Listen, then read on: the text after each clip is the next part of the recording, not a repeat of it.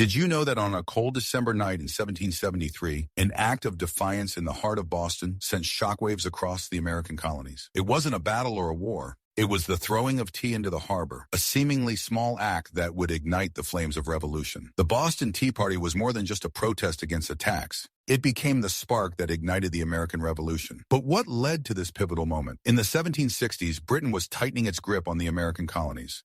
Struggling with a massive war debt from the French and Indian War, the British government turned to the colonies to help cover the costs. This resulted in a series of taxes and laws designed to generate revenue. The Tea Act gave the British East India Company the exclusive right to sell tea in the colonies, bypassing colonial merchants and creating a monopoly. On top of that, it kept a tax on tea, a tax that many colonists found unjust since they had no representation in Parliament to voice their grievances. This was the breaking point for many colonists who had been resisting British taxation for years. In Boston, a group of colonial patriots known as the Sons of Liberty saw the Tea Act as an attack on their rights. They knew they had to act, and they decided to make a statement that would be impossible to ignore. On the night of December 16, 1773, disguised as Mohawk Indians, members of the Sons of Liberty boarded 3 British ships docked in Boston Harbor. In an act of bold defiance, they threw 342 chests of tea into the water. The British response was swift and severe. In retaliation, they passed the coercive acts. These acts closed Boston's port, restricted self-government, and sent more troops to enforce British rule.